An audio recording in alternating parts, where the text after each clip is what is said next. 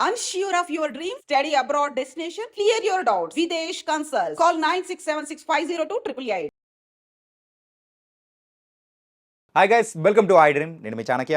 ఈరోజు మీ అందరి కోసం తీసుకొని వచ్చిన టాపిక్ మాత్రం చాలా డిఫరెంట్గా ఉండబోతుంది. అదేంటంటే ఒకానొక టైంలో పెళ్ళి అనేటప్పటికీ 25, 23 ఆ టైంలో చేసేసుకుంటున్నారు, అయిపోయింది. ఇంకొంచెం లేట్గా వచ్చి 27, 28కి వచ్చింది. ఇప్పుడైతే 30 అయినా కానీ పెళ్ళ ఏముందిలే చేసుకుంటాంలే అనే ధోరణి అబ్బాయిల్లో అమ్మాయిల్లో మెయిన్గా వీళ్ళిద్దరిలో కూడా వచ్చేసింది. అండ్ జనరేషన్ మార్పు అని కొంతమంది అంటున్నారు. కానీ బయట ఉన్న అమ్మాయిలు అబ్బాయిలు వాళ్ళ చేసే చేష్టలు కానీ అండ్ వాళ్ళు ఉన్న జనరేషన్కి తగ్గట్టు వాళ్ళు వెళ్ళే ఫ్రెండ్షిప్స్ కానీ అన్నీ చూస్తూ ఉంటే ఒకరినొకరు ఆ రిలేషన్షిప్లోకి వెళ్ళాలన్నా భయపడుతున్నారు. అసలు ఎందుకు ఇలా జరుగుతుంది, 30 తర్వాత కూడా మ్యారేజ్ చేసుకోవడానికి ఎందుకు భయపడుతున్నారు అనే దాని గురించి మాట్లాడడానికి ఈరోజు మనతో పాటు కూడా ఫ్యామిలీ కౌన్సిలర్ రజనీ రమ గారు ఇప్పుడు మనతో పాటు ఉన్నారు. మరి మేడంని అడిగి తెలుసుకుందాం. Hi ma'am. హాయ్. అండ్ ఈ జనరేషన్కి బాగా సెట్ అయిపోయే స్టోరీ ఇది. స్టోరీలానే మాట్లాడుకుందాం, ఇంటర్వ్యూలో మాత్రం కానే కాదు. ఎందుకు అసలు 30 ఇయర్స్ దాటిన తర్వాత అయినా కానీ పెళ్ళంటే చూద్దాంలే అనే ఒక ధోరణి ప్రతి ఒక్కరిలో వస్తుంది. పెళ్ళంటే మెయిన్గా అబ్బాయిలైనా అమ్మాయిలా పెళ్ళ నాకు భయం వేస్తుంది, సింగిల్గా ఉండిపోతాము, అట్సే బెటర్ అనే వాళ్ళు కూడా ఎక్కువైపోతున్నారు. ఎందుకు అలాగా అంటే ఒక్క యాంగిల్లో నుంచే చూస్తే మాత్రం చెప్పాల్సిన జవాబు ఏంటంటే అవగాహన రాహిత్యం. అవగాహన అనేది లేక, అవగాహన కల్పించుకోలేక, అవగాహన కల్పించుకోనే ఇష్టము లేకపోతే తీరిక లేక.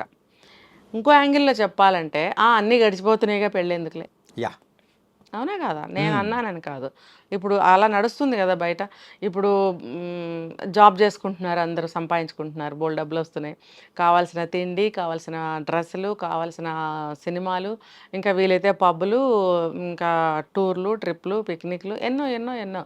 ఇంకా చెప్పాలంటే బాయ్ ఫ్రెండ్స్, గర్ల్ ఫ్రెండ్స్, మరి అన్నీ జరిగిపోతున్నాయి కదా. ఇంకా పెళ్ళి దేనికి? హాయిగా ఉందిగా ఈ లైఫ్. ఎస్, బాగుంటుంది కొంత వయసు వరకు, తర్వాత బాగోదు. తర్వాత ఏమవుతుంది, కొంతమందికి చిన్నతనంలోనే తల్లిదండ్రులను కోల్పోవడం, వీళ్ళు సింగిల్ అయిపోతారు. అప్పటి వరకు అమ్మా నాన్న ఉన్నారు, మేము అన్నీ సంపాదించుకుంటున్నాం, మాకు అన్నీ జరుగుతున్నాయి, మాకు పెళ్ళెందుకు అనుకుంటున్నారు. అదే ఒక్కసారిగా అటువంటిది ఏదైనా జరిగితే ఇంకా వాళ్ళకి మెయిన్ పిల్లర్స్ కూలిపోయినట్టే. వాళ్ళు ఏం చెప్పాలన్నా ఏం చేయాలన్నా ఎవరు ఉండరు, వాళ్ళకి వాళ్ళే నిర్ణయాలు తీసుకోలేరు. ఎందుకు అనంటే వీళ్ళకి యాక్చువల్గా తల్లిదండ్రులు చిన్నప్పటి నుంచి ఏంటంటే ఒక చక్కగా చదివిస్తారు, ముద్దుగా చూస్తారు, అన్నీ అమర్చి పెడుతుంటారు. వీళ్ళకేమో లైఫ్ ఇలా జరుగుతూ ఉంటుంది. సడన్గా వాళ్ళు లేకపోతే అగమ్య గోచరం అయిపోతుంది వాళ్ళ లైఫ్. ఎలా బ్రతకాలో తెలియదు, డబ్బులున్నా సరే సింగిల్గా బ్రతకాలి. ఇంట్లో వంట చేసుకోవడం రాకపోవచ్చు, బయట ఎంతకాలం తింటారు. ఒక ఏజ్ వచ్చిన తర్వాత బయట ఫుడ్ పడకపోవచ్చు, హెల్త్ ఇష్యూస్ వస్తుంటాయి. హెల్త్ ఇష్యూస్ ఏవైనా రావచ్చు. 30-35 వస్తే ఎన్ని రోగాలు వస్తున్నాయి కదా ఇప్పుడు. మరి వాళ్ళ ఫుడ్ హ్యాబిట్సే కావచ్చు, లైఫ్ స్టైలే కావచ్చు, ఇంకా అనేకం అనమాట. సో వాళ్ళకి ఇంకా ఏం అర్థం కాదు. అప్పుడు అనిపిస్తుంది, అయ్యో అమ్మా నాన్న ఉన్నప్పుడు మనం ఎవరైనా పెళ్లి చేసుకుంటే మన లైఫ్ బాగుండేదేమో. ఒక ఒక ఏమంటారు, ఒక ఇంకా చెప్పాలంటే తెలుగులో తోడు అనే అనాలి. తోడు అంతే. సో ఆ తోడు ఒకళ్ళ ఇంట్లో ఉంటే బాగుండే అని అనుకుంటే అది ఇంకా అప్పుడు చాలా కష్టమైపోతుంది. ఆ ఏజ్లో పెళ్ళి, పిల్లలు, ఒక సంసారం, ఒక బాండ్ అనేది దొరకకపోవచ్చు. దొరికినా కూడా అంత ఎంజాయబుల్గా కానీ అంత థ్రిల్లింగ్గా కానీ ఉండకపోవచ్చు.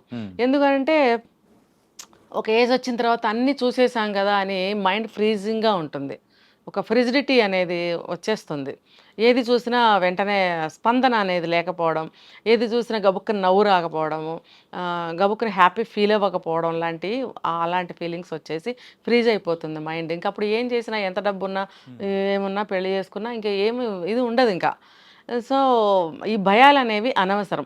ఒకవేళ పెళ్ళి పట్ల భయపడుతున్నాము అని అంటే ఇంకా వేరే కారణాలు కూడా ఉన్నాయి. ఏంటంటే వాళ్ళ లైఫ్లో సెటిల్ అయ్యి ఉండకపోవచ్చు, వాళ్ళ గోల్స్ ఏమన్నా ఉండొచ్చు. ఇప్పుడు ఎవరైనా ఒక ఐఏఎస్ కొట్టాలనుకుంటారు, లేదు ఒక పెద్ద క్యాడర్ కొట్టాలనుకుంటారు. దానికి లాస్ట్ ఏజ్ ఎలిజిబిలిటీ ఉన్నంత వరకు ట్రై చేస్తూనే ఉంటారు. పెళ్లి చేసుకుంటే ఇవన్నీ కుదరకపోవచ్చు. అంటే అది హార్డ్ వర్క్ చేయాలి, కాన్సన్ట్రేషన్ ఉండాలి. సో అవన్నీ కుదరకపోవచ్చు పెళ్లి చేసుకుంటే. సో అలాంటి గోల్స్ ఎవరన్నా ఉంటే మనం ఏం చెయ్యలేము. అయినా కూడా పెళ్లి చేసుకుని కూడా గోల్స్ కొట్టిన వాళ్ళు కూడా ఉన్నారు. అలాంటి వాళ్ళని రోల్ మోడల్గా తీసుకుని ట్రై చేయొచ్చు. ఇంకొకటి ఏంటంటే జాబ్ సెక్యూరిటీ చూసుకుంటున్నారు. ఈ జాబ్లో కొంచెం ఒక స్టేజ్కి వెళ్ళాలి, మనకి శాలరీస్ హైక్ అవ్వాలి, లేదు ఒక సొంత ఇల్లు కట్టుకోవాలి, ఒక మంచి కారు కొనుక్కోవాలి, సెటిల్ అవ్వాలి, అమ్మా నాన్నల్ని బాగా చూసుకునే స్టేజ్ వచ్చే వరకు పెళ్లి చేసుకోకూడదు. ఇంకొకటి, నన్ను అర్థం చేసుకునే అమ్మాయి వచ్చే వరకు పెళ్లి చేసుకోకూడదు. అబ్బాయికే కాదు, అమ్మాయికి కూడా వర్తిస్తాయి. సో ఈ ఈ ఈ రీజన్ ఒకటి ఉంటుంది. ఇంకొకటి ఏంటంటే, ఏవైనా వాళ్ళకి ఒక కోరికలు ఉండొచ్చు. అవి అవి నెరవేరే వరకు, గోల్ ఒకటే కాదు, కొన్ని కోరికలు ఉంటాయి. అవి నెరవేరే వరకు కూడా వద్దు, చేసుకోవద్దు. అంటే అన్ని విధాలు కూడా అచీవ్ అయిన తర్వాతే చేసుకుందాము. పెళ్ళైతే మనకి కొంతమంది హైయర్ స్టడీస్ వేరే వేరే రకరకాల చదువుపిచ్చి ఉంటుంది. ఓ 10-15 డిగ్రీలు చదివేస్తుంటారు వాళ్ళు. వాళ్ళకి అదొక ఇది. పెళ్ళైతే నాకు ఈ అవకాశం ఉండదేమో, ఇలా ఏదైనా కావచ్చు. ఇదో కోరిక కిందకు వస్తుంది ఇది. కానీ మనం మధ్యకాలంలో అబ్బాయిలంటే పర్లేదు, ఉమ్. కానీ అమ్మాయిలు కూడా ఎందుకు ఇలాంటి ధోరణులకు రావడం ఏంటి అసలు? అంటే అమ్మాయిలు తల్లిదండ్రులు కూడా అలాగే వాళ్ళని పెంచుతున్నారా? అమ్మాయిలు కూడా ఏంటంటే, ఆ, మేము ఇంత చదువుకున్నాము, ఓకే. మేము మా కాళ్ళ మీద మేము నిలబడాలి, ఎవరి మీద డిపెండ్ అవ్వకూడదు, మా అమ్మలాగా మేము కష్టపడకూడదు. కష్టపడటం అంటే మ్యారిటల్ లైఫ్లో ఏమైనా ప్రాబ్లమ్స్ ఉండొచ్చు, అలాంటివి మాకు కూడా ఫేస్ అవుతాయేమో, ఇవన్నీ మేము ఎందుకు, వై షుడ్ వి ఫేస్ అని చెప్పి కూడా అనుకుంటున్నారు. హాయిగా ఇలాగే మేము సంపాదిస్తున్నాం, అమ్మా నాన్నలు చూసుకుంటాము, ఈ రోజుల్లో కొడుకులు సరిగ్గా చూడట్లేదు అంటున్నారు, మేము అమ్మాయిలు పుట్టాము, మేము కూడా చూసుకోగలం, మాకు సమాన హక్కులు ఉన్నాయి, మేము సంపాదించట్లేదా, మేము చూడలేమా అని చూస్తున్నారు కూడా ఇప్పుడు చాలామంది. ఇదొక రీజన్ అనమాట. ఎవరి మీద డిపెండ్ అవ్వకూడదు, మాకు పెళ్లితో సంబంధం లేదు, పెళ్లి చేసుకుంటే వచ్చేవాడు మేము అనుకున్నవన్నీ ఒప్పుకుంటాడో లేదో, మేము చేయాలనుకున్న వాటికి సహకరిస్తాడో లేదో. ఇది ఒక పాయింటేనండి, ఇది స్ట్రాంగ్ పాయింట్. ఎట్లా అంటే, ఆ, తల్లిదండ్రులు చూడాలని అనుకున్న వాళ్ళకి భర్తలు ఒప్పుకోరు. పోనీలే కొంతైనా ఒప్పుకుంటే బాగుంటుంది, అసలు ఒప్పుకోరు. నువ్వు చూడటం ఎందుకు, నువ్వెందుకు చూడాలి అని అంటారు. అంటే దానికి ఆడపిల్ల మనసు ఒప్పుకోదు. అయ్యో, మా తల్లిదండ్రులు కదా, ఇతను వాళ్ళ బయట నుంచి వచ్చి మీ తల్లిదండ్రులను చూడకు అంటే, నా తల్లిదండ్రుల్ని నన్ను చూడొద్దని ఎవరో వచ్చి చెప్తున్నారని మనసు చాలా బాధపడుతుంది. అయితే దానికి కూడా ఒక అండర్స్టాండింగ్ ఉండాలి భార్యాభర్తల మధ్యన. ఉన్నప్పుడు ఇద్దరం చూసుకుందాం తల్లిదండ్రుల్ని అంటే, వాళ్ళకి వేరే కొడుకులు ఉంటే ఉండవచ్చు గాక, కంప్లీట్గా మన మీదే డిపెండ్ వాళ్ళు అవ్వరు. కానీ ఎప్పుడైనా అవసరం పడినప్పుడు, అవకాశం వచ్చినప్పుడు మనం కూడా కొంత సహాయం చేద్దాము. మనం సహాయం అంటే ఏంటి, ఏదైనా హాస్పిటల్కి తీసుకెళ్ళడము, ఫైనాన్షియల్గా ఏదైనా మరీ ఘోరంగా ఉంటే వాళ్ళ పరిస్థితి, ఏదైనా మన వంతు ఏదైనా కొంచెం సాయం చేద్దాము. బాగున్నారా, ఉన్నారా, తిన్నారా అని మనం కూడా కొంత పలకరించడము, అప్పుడప్పుడు వెళ్ళడము, చూడడము అనేది ఒక చిన్నపాటి తృప్తి. ఎందుకంటే ఆ కడుపులో నుంచి మనం పుట్టినందుకు ఆ బాధ, బంధం అనేది బాధ పెడుతుంది ఆడపిల్లని. అది ఓవర్గా ఎవ్వరూ ఏ విషయంలోనూ ఓవర్గా వెళ్ళొద్దు. ఓవర్గా వెళ్తే పక్కన ఉన్న వాళ్ళకి ప్రాబ్లమే వస్తుంది, సెల్ఫ్గా కూడా ప్రాబ్లం రావచ్చు. అయినంతలో ఆ కోరికలు తీర్చుకోవడం అనేది తప్పు కాదు. దానికి సహకరిస్తారో లేదో అబ్బాయిలు, లేదా వచ్చిన భార్యలు Yeah. అని అబ్బాయి కూడా భయపడతాడు. ఈ ఈ భయాలతోటి ఇప్పుడు ఎక్కువగా చెప్తుంది, బాబాయ్ వద్దు, ఆ అమ్మాయి వచ్చి మా అమ్మ మా నాన్న చూడొద్దు, మేమే Yeah. చూసుకుంటాం మా అమ్మ మా నాన్నని. వాళ్ళు వచ్చి చూడక తల్లిదండ్రులు బాధపడి, మేము వెళ్ళి భార్యల్ని బతిమలాడుకుని ఇలా ఉండకూడదు, అలా ఉండాలని చెప్పడం, ఇదంతా మాకెందుకు. అంటే ఓపిక అనేది లేకుండా వెళ్ళిపోతుందంటారా? చేతకాక ఇవన్నీ సమర్థించుకునే సామర్థ్యం లేక, అంటే ఒకటి, మనం ఒక వేలో వెళ్తాం, వాళ్ళు ఇంకో వేలో నుంచి గొడవ వస్తుంది, మనం ఇటు నుంచి సరి చేస్తున్నాం అనుకో, అది ఇంకో వైపు నుంచి వాళ్ళు ఇంకో యాంగిల్లో గొడవ చేయొచ్చు. ఇలా ఇలా ఇలా ఇలా ఇలా ఎండ ఎక్కడ, ఈ తలనొప్పి, ఈ విసుగు, ఈ బాధ మాకెందుకు, హాయిగా మేమే చూసుకుంటాం తల్లిదండ్రుల్ని అనే నిర్ణయానికి వస్తున్నాయి. ఇన్ని రకాల రీజన్స్ ఉన్నాయి. అంటే పెళ్లి విషయానికి వచ్చేటప్పటికి అబ్బాయిలు ఎవరైనా కానీ అమ్మాయిల కోరికలు అనేది కూడా తట్టుకోలేక, సో అది కూడా అవి పెళ్లి కూడా కాకుండా ఉన్నాయి. ఆగిపోతున్న వాళ్ళు కూడా చాలా మంది ఉన్నారని కూడా ఉన్నారు, వింటున్నాను. ఉన్నారు. ఈవెన్ అమ్మాయిల సైడ్ నుంచి కూడా కోరికలు అనేది కూడా ఎక్స్పెక్ట్ చేసే అబ్బాయిల వల్ల కూడా అది సో కూడా ఇలా సింగిల్ గా ఉండిపోయే ఇదొక బ్రహ్మచారులు చారీమణులు అయిపోతున్నారు. ఇదొక కారణం. ఏంటంటే ఎక్స్పెక్టేషన్స్, గ్రేట్ ఎక్స్పెక్టేషన్స్ అన్నమాట. మామూలుగా కాదు. మన స్థాయి, ఏ స్థాయి నుంచి మనం వచ్చినా ఎక్స్పెక్టేషన్స్ మాత్రం అక్కడ ఉంటున్నాయి. ఎందుకు అని వాళ్ళకి వాళ్ళు ప్రశ్నించుకోవాలి. నేను దీని మీద చాలా వీడియోస్ చేశాను. వాళ్ళు ఏంటంటే, మనం ఏ స్థాయి నుంచి వచ్చామో ఆ స్థాయి లేదా కొంచెం పై స్థాయి మనం కోరుకుంటే తప్పులేదు. కానీ మనం ఇక్కడుండి అక్కడిది కావాలని కోరుకుంటే మాత్రం అక్కడే వస్తుంది గొడవ. నువ్వు ఇక్కడ ఉన్నప్పుడు అక్కడ అబ్బాయి కావాలనుకుంటే, అక్కడ ఉన్న అబ్బాయి ఎక్కడున్న అమ్మాయిని కోరుకుంటాడు, ఇంకా పైకి వెళ్ళిపోతాడు. వెళ్ళిపోవచ్చు, అదే స్థాయి కావాలని కోరుకోవచ్చు కదా. కాబట్టి మనకు అది తగునా లేదా అని ఆలోచించుకోవాలి. లేదు, మనం ఆ స్థాయికి రీచ్ అవ్వాలి. రీచ్ అయినా కూడా అక్కడ ఫ్రిక్షన్స్ వస్తాయి. ఎందుకంటే నువ్వు ఇక్కడి నుంచి అక్కడ రీచ్ అయ్యావు, అతను ఆల్రెడీ అక్కడ ఉన్నాడు. ఉమ్, లేదా ఆ అమ్మాయి ఆల్రెడీ అక్కడ ఉంది, ఈ అబ్బాయి ఇక్కడి నుంచి అక్కడికి రీచ్ అయ్యాడు. అక్కడ కూడా సెట్ అవ్వదు, మ్యాచ్ అవ్వదు.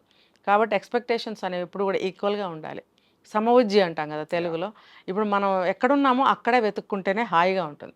మనం ఏ రేంజ్లో ఏ స్థాయిలో ఉన్నామో ఏ కేటగిరీలో ఉన్నామో ఆ కేటగిరీ వాళ్ళని కోరుకుంటేనే ఆ లైఫ్ సజావుగా సాగుతుంది. ఎందుకంటే ఇద్దరు ఆలోచనలు ఒకలా ఉంటాయి, ఇద్దరు లైఫ్ స్టైల్ ఒకలానే ఉంటుంది. ఖర్చు పెట్టే విధానం కానీ, ఆలోచించే విధానం కానీ, సర్దుకుపోయే విధానం కానీ అన్నీ కూడా ఈక్వల్గా ఉంటాయి, మ్యాచ్ అవుతాయి. సో అలాంటి వాళ్ళని చూస్ చేసుకోవడం అనేది చాలా మంచి ఉత్తమమైన పద్ధతి. అంతేగాని నేను ఇంత కష్టపడ్డాను, మా లైఫ్లో ఇంకా రీచ్ అవ్వాలి అనుకుని ఆ ఎక్స్పెక్టేషన్స్ అన్ని అబ్బాయి మీద రుద్ది, అబ్బాయికి ఒక పెద్ద బంగ్లా ఉండాలి, పెద్ద కారు ఉండాలి, అవన్నీ నాకు వచ్చేయాలి. అలాగే అబ్బాయి కూడా ఉమ్, నేను కింద స్థాయి నుంచి వచ్చాను, బాగా కట్నం ఇచ్చే అమ్మాయి, వాళ్ళ ఆస్తి అంతా నాకు వచ్చేస్తే బాగుండని ఆలోచనలతో అబ్బాయి కూడా ఉండొద్దు. నీ కష్టం నువ్వు పడు, నీ కష్టం నువ్వు పడు. ఇద్దరూ కలిసి బండిని నడిపించుకుంటూ వెళ్ళాలనే మనస్తత్వం ఉన్నట్టయితే హ్యాపీగా ఉంటుంది వాళ్ళ లైఫ్. ఈ ఎక్స్పెక్టేషన్స్ ఓవర్గా ఉండద్దు. యా. అంటే ఇంకొక విషయం పరంగా కూడా చాలామంది కూడా భయపడుతున్నారు మ్యారేజ్ అనేటప్పటికి.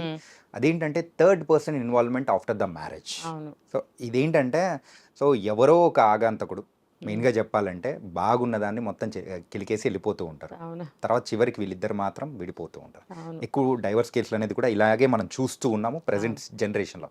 దానికి కూడా పెళ్లి చేసుకోకుండా ఇలాగే ఉంటే ఏమవుతుంది, ఒక బ్యాడ్ మ్యారేజ్ అనేది లైఫ్ కంప్లీట్గా ర్యూన్ అనేది చేసేస్తాం. అవును, సో దానివల్ల కూడా అనుకోవచ్చా? అనుకోవచ్చు. ఏంటంటే ఇప్పుడు తెలుసో తెలియకో పేరెంట్స్ ఇన్వాల్వ్మెంట్ ఉంటూనే ఉంది. ఇప్పుడు ఏంటంటే అదంతా నువ్వు పెళ్ళికి ముందు నేర్పుకో బాబు పాప. నువ్వు పెళ్ళయ్యాక భర్తతో ఎలా ఉండాలి, భార్యతో ఎలా ఉండాలి అనేది మీ భార్యాభర్తలు తెలియజేయాలి. ఇది ఇంకొకటి ఏంటంటే ఇంకొంచెం వెనక్కి వెళ్ళాలి. పేరెంటింగ్ లోకి వెళ్తే మనము మన పిల్లలు జీవితాలు బాగుండాలి, గొడవలు రాకుండా, డిస్టర్బెన్సెస్ రాకుండా, వీడి లైఫ్ సజావుగా సాగాలి అని పేరెంట్స్ అనుకున్నప్పుడు చిన్నతనం నుంచి ముందు వాళ్ళు రోల్ మోడల్స్ అవ్వాలి. వాళ్ళు చేసి చూపించాలి ప్రతి ఒక్కటి కూడా.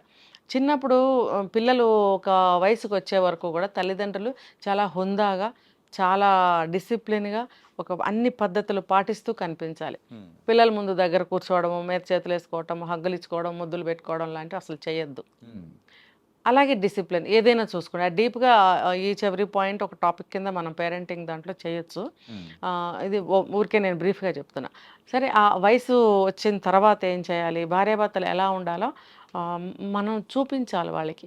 ఏమో ఇది తినబోయ్, నీకు ఒంట్లో బాగాలేదా, తలనొప్పి తగ్గిందా, అలసిపోయి కాసేపు కూర్చో, నేనేమన్నా చేయగలనా, తర్వాత నవ్వుతూ మాట్లాడుకోవడం, గొడవలు పడకపోవడం, ఇలాంటివన్నీ మనం చేసి చూపిస్తూ ఉండాలి పిల్లలకి. ఆ వయసులో పిల్లలు చూస్తుండగా మనం పక్కన కూర్చోవచ్చు, భార్య మీద చెయ్యి వేయచ్చు, భుజం మీద చెయ్యి వేయచ్చు, ఇష్టమైతే ఆ సిచ్యువేషన్ బట్టి నుదుటి మీద ఒక ముద్దు పెట్టుకోవచ్చు. ఇదంతా పిల్లలకి రేపొద్దున భర్తలతో కానీ భార్యలతో కానీ ఎలా ఉండాలి అనేది నేర్చుకుంటారు. ఎందుకంటే ఒక 18-20 ఏళ్ళు వచ్చినప్పుడు నెక్స్ట్ లెవెల్ వాళ్ళకి చదువుకుని ఉద్యోగంలో సెటిల్ అయ్యాక పెళ్ళే కదా. సో ఆ ఏజ్లో వాళ్ళకి ఇవి ఇవి కనుక వాళ్ళు చూస్తే మేము కూడా అలాగే ఉండాలనే ఆలోచనలు ఖచ్చితంగా వస్తాయి. ఎప్పుడు చేయకూడదు, ఎప్పుడు చేయాలి అనేది పేరెంట్స్ తెలుసుకోవాలి. ఇలా కనుక ఉన్నట్టయితే వాళ్ళ జీవితాలు బాగుంటాయి. అంతేగాని కొంతమంది పేరెంట్స్ ఇవి నేర్పకుండా వచ్చిన దాన్ని ఎలాగ లొంగ తీసి పెట్టాలి, మొగుడిని ఎలా కొంగుని కట్టుకోవాలి, మొగుడిని కాలు కింద ఎలా పెట్టాలి, లేకపోతే ఎలా ఏడిపించాలి ఒకళ్ళనొకళ్ళు, ఇవి ఎక్కిస్తూ ఉంటారు తల్లిదండ్రులు. నువ్వు మగాడివి, నీకేంటి, నువ్వు లొంగి ఉండకు, నువ్వు మగాడివి, నువ్వు పై చేయిగా ఉండాలి, నువ్వు మగాడివి, అవసరమైతే 2 పీకాలి, ఇవన్నీ చెప్తుంటారు. అమ్మాయికైతే నీకేం తక్కువ, నువ్వు కూడా సమానంగా సంపాదిస్తున్నావు కదా, నువ్వు ఎందుకు అణిగి ఉండాలి, ఏమాత్రం తేడా వచ్చినా సరే నువ్వు నీ దర్జాగా నీ బతుకు నువ్వు బతకగలవు, నువ్వు ఇండిపెండెంట్గా ఉండగలవు, నువ్వు వచ్చేసాయి అని చెప్తూ ఉంటారు. ఈ రెండు తప్పే. ఈ రెండు చెప్పకూడదు వాళ్ళకి. ఏం చెప్పాలో పెళ్ళికి ముందు ఏం నేర్పాలో నేను చెప్పినట్టుగా అలాంటివి మంచివి నేర్పాలి. ఎలా మ్యారిటల్ లైఫ్లో ఇలాంటి కష్టాలు వస్తాయి, ఇలాంటి కష్టాలు వచ్చినప్పుడు ఇలా ఉండాలి, డబ్బు లేని పరిస్థితులు వచ్చినప్పుడు ఎలా సర్దుకుపోవాలి, ఏదైనా అభిప్రాయ భేదాలు వచ్చినప్పుడు ఎలా దాన్ని మనము పాజిటివ్గా తీసుకోవాలి, తను ఎందుకు అనుంటాడు ఆ మాట, నేను ఎందుకు ఇట్లా నెగిటివ్గా తీసుకుంటున్నాను, అప్పుడే కదా అభిప్రాయ భేదాలు వస్తాయి. తను ఏ యాంగిల్లో అన్నాడు, ఏ ఉద్దేశంతో అన్నాడు, కాసేపు కూల్గా ఆలోచించుకో. అబ్బాయి అయినా అమ్మాయి అయినా ఇద్దరు ఎవరైనా సరే ఆ అభిప్రాయ భేదాలని ఎలా మనం క్రాస్ చేసి ఇవతలకి రావాలి. అందులోనే మునిగిపోతే ఏమవుతుందంటే అనుమానాలు పెరిగిపోతాయి, గొడవలు వచ్చేస్తాయి, తన్నులాటలు వచ్చేస్తాయి. కాబట్టి ఇవన్నీ జరగకుండా నేర్పవలసిన విషయాలు నేను చెప్తున్నా.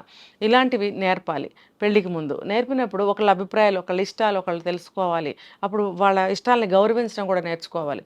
ఇప్పుడు నువ్వు అతనికి ఫలానాది ఇష్టం అని చెప్పి నువ్వు చేసి పెట్టావనుకో, నీకు ఇష్టమైన వస్తువు ఏదో అతను బయట నుంచి తెచ్చివ్వడానికి సిద్ధపడతాడు, అలవాటు పడతాడు, ఇష్టపడతాడు.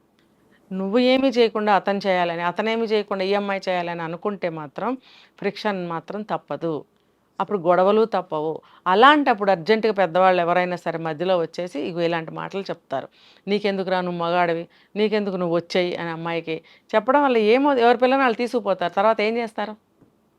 కోర్టులో కేసు వేస్తారు, విడిపోతారు. విడిపోయిన తర్వాత కూడా మళ్ళీ నాకు అతనే కావాలి, ఆ అమ్మాయే కావాలని మళ్ళీ ఇష్టపడి ప్రయత్నాలు చేసుకున్న వాళ్ళు కూడా ఉన్నారు చాలామంది. అదేదో ముందే మీరు ఆలోచించుకోవచ్చు కదా. ఒకళ్ళ మాట వినడం, సరే వాళ్ళు చెప్పారు, మీరు ఎందుకు వింటారంటే, అమ్మో మా అమ్మ కదా, మా నాన్న కదా చెప్పారు, వాళ్ళు నా శ్రేయస్ కోరే చెప్తారు, మంచే చెప్తారని గట్టి గుడ్డి నమ్మకం అన్నమాట. అబ్బాయికైనా అంతే. సరే, నిజంగా అది నిజమైతే అది మీరు విశ్లేషణ చేసుకోండి. అమ్మాయి నిజంగా మిమ్మల్ని అంత టార్చర్ పెట్టేస్తుంటే తల్లిదండ్రులు మంచి చెప్తే వినండి, తప్పులేదు. తర్వాత లాయర్ని అప్రోచ్ అవ్వాల్సింది తప్పదు. అంతేగాని గుడ్డిగా నిర్ణయాలు ఎవరు తీసుకోవద్దు. దానివల్ల ఒక మంచి కాపురం కూలిపోవచ్చుగా, ఒక మంచి ప్రేమ బంధం తెగిపోవచ్చుగా. కాబట్టి అలా తొందరపాటు నిర్ణయాలు తీసుకోవద్దు. మూడో వాళ్ళు కూడా ఎక్కువగా ఎంటర్ అవ్వద్దు. ఒకవేళ మీరు ఏదైనా చెప్పదలుచుకుంటే పెళ్ళికి ముందు అన్నీ నేర్పించండి, కౌన్సిలింగ్ ఇప్పించండి. అంటే చెడుగా కాదు, కలకాలం నా కొడుకు కోడలు చల్లగా పిల్లా పాపలతో ఆయురారోగ్యాలతో చల్లగా ఉండండి అని దీవించే తల్లిదండ్రులు మరి ఆచరణలోకి వచ్చేటప్పటికి ఇలా ఎందుకు ఎక్కిస్తున్నారు? కొడుకులకి ముఖ్యంగా. ఇప్పుడు ఎంత వయసు వచ్చినా, ఎంత కాలమైనా అస్తమానం అడిగే చేస్తుంటే, నా దగ్గరకు ఒక కేసు వచ్చింది. ఎంత 40 ఏళ్ళు 50 ఏళ్ళు వచ్చినా 60 ఏళ్ళు వచ్చినా ఆ తల్లి ఏం చెప్తే అది, తండ్రి ఏం చెప్తే అది వినటం వల్ల ఆ అమ్మాయి అసలు అతనితో సరిగ్గా ఉండట్లేదు, మాట్లాడదు, ఏదో వండి అక్కడ పడేస్తుంది, తన దారిని తను వెళ్ళిపోతూ ఉంటుంది, మాట్లాడరు, పట్టించుకోరు. అతనేమో బాధపడుతున్నాడు. ఏంటి అని అంటే అతనే చెప్తున్నప్పుడు మరి నువ్వు ఎందుకు సరి చేసుకోవట్లేదు? నీకు ఇంత వయసు వచ్చింది, సొంతంగా ఎందుకు ఆలోచించలేకపోతున్నావు? చదువుకున్నాము, ఓన్ డెసిషన్ ఎట్లా తీసుకోవాలి, క్విక్ డెసిషన్ ఎలా తీసుకోవాలి, స్పాట్ డెసిషన్ ఎలా తీసుకోవాలి, నువ్వు నేర్చుకో. కమ్యూనికేషన్ స్కిల్స్ నువ్వు నేర్చుకో, కోర్సెస్ ఉన్నాయి, కొంచెమన్నా నేర్చుకో. దానివల్ల ఏంటంటే ఈ బంధంలో నుంచి నువ్వు బయటపడాల్సిన అవసరం కొంత ఉంటుంది భార్య కోసం.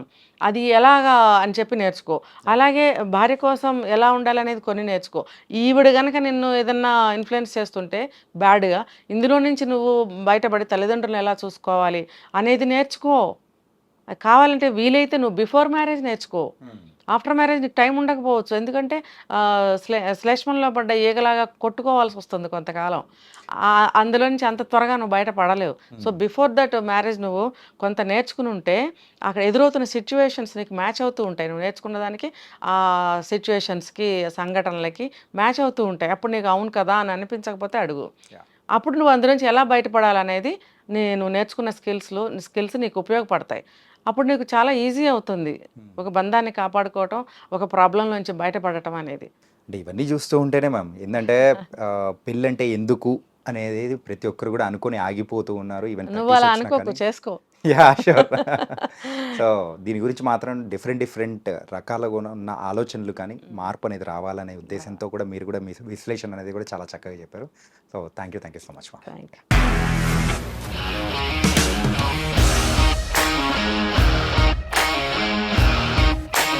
ఇండస్ట్రీలో కమిట్మెంట్ ఇష్యూస్ వస్తే నీకు కూడా వచ్చినట్టు? మార్నింగ్ తీసుకెళ్ళాడంటే కొట్టి పడేస్తాడు.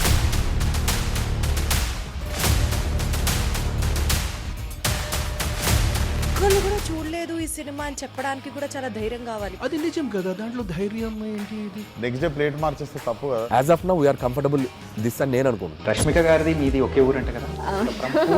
నీకు కోపం వచ్చిందంటే బాగా తిట్టేత్తరా? తిట్టేద్దామండి.